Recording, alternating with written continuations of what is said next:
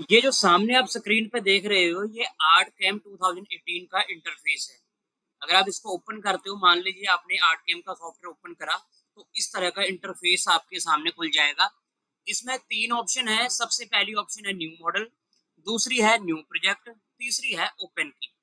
अगर new model की बात करें, अगर आप अपने माइंड की क्रिएटिविटी करना चाहते हो, कोई भी नई चीज बनाना चाहते हो, कोई नई चीज क्रिएट करना चाहते हो, चाहे 2D में, चाहे 3D में, चाहे 4 एक्सिस में, तो वो आपको न्यू मॉडल के अंदर जाके करना पड़ेगा। ये पहली ऑप्शन होती है।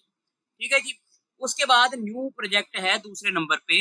अगर आपके पास कोई 4 एक्सिस की फाइल पड़ी हुई है, उसको आपने इंपोर्ट करना है, तो आप न्यू प्रोजेक्ट में उसको इंपोर्ट कर सकते हैं।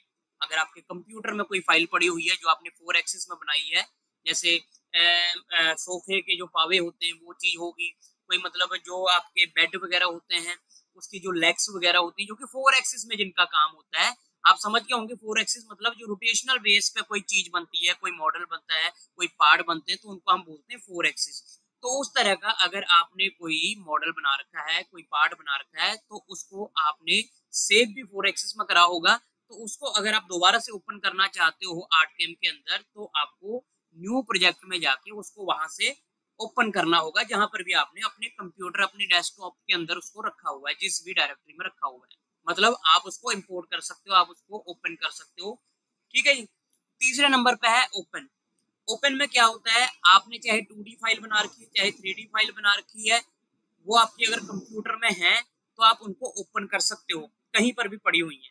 और इसके साथ साथ अगर आपके कंप्यूटर में कोई आपने फाइल डाउनलोड करके रखी हुई है, जैसे जेपीजी फाइल है, या फिर आपके पास पीएनजी कोई फाइल है, ठीक है, या जीआईएफ कोई फाइल है, तो इस तरह की, वैसे तो नॉर्मली मतलब अपना जेपीजी और जो पीएनजी फाइल है उन्हीं को ये पिक करता है, उन्हीं को ये ओपन करता है। ठीक है। तो ये दो तरह की अगर आपकी फाइलें हैं आपके कंप्यूटर के अंदर, जेपीजी या फिर पीएनजी, तो उनको हम ओपन से ओपन कर सकते हैं आर्ट कैम के अंदर, और उनके ऊपर हम काम कर सकते हैं, चाहे 2D में काम कर लो, चाहे 3D में काम कर लो।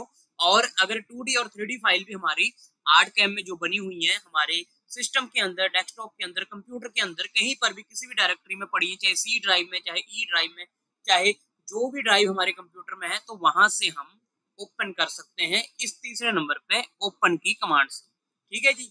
उसके बाद नीचे आप देख सकते हो यहाँ पे रिसेंट मॉडल्स आ रहे हैं। तो रिसेंट मॉडल्स का मतलब ये है कि आपने आर्ट कैम के अंदर पीछे जो काम करा होगा, जैसे मान लीजिए अभी आपने आर्ट कैम ओपन करा, तो पीछे आपने जो काम करा होगा, जैसे मान लो आपने 3-4 कोई मॉडल इसमें क्रिएट करे, एक 2D का बना लिया, एक 3D का बना लिया, एक इमेज के ऊपर, जेपीजी के ऊपर काम कर लिया। तो जितने मॉडल्स के ऊपर आपने काम करा, ऑब्जेक्ट के ऊपर काम करा, तो वो रिसेंट मॉडल्स में यहाँ पे शो होते हैं। कि इसका मतलब ये है कि आप पीछे इन चीजों के ऊपर काम कर रहे थे, तो अगर दोबारा से आपने इन चीजों को लेके आना है, इनके ऊपर काम करना है, तो आप जैसे फ्लावर पर क्लिक कर लीजिए, PS00DWRS, इन पे आप क्लिक करके इनको दोबारा से ओपन कर सकते हो।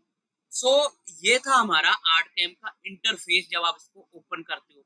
अगली वीडियो में आपको आर्ट कैम के अंदर जो हमारे टूल्स होते हैं, जैसे कि सर्कल का टूल हो गया, रेक्टेंगल का टूल हो गया, कर्व का टूल हो गया, पॉलीगन का टूल हो गया, स्टार का टूल, उन सभी टूल के बारे में बताएंगे कि कैसे आपने उनको ड्रॉ करना है।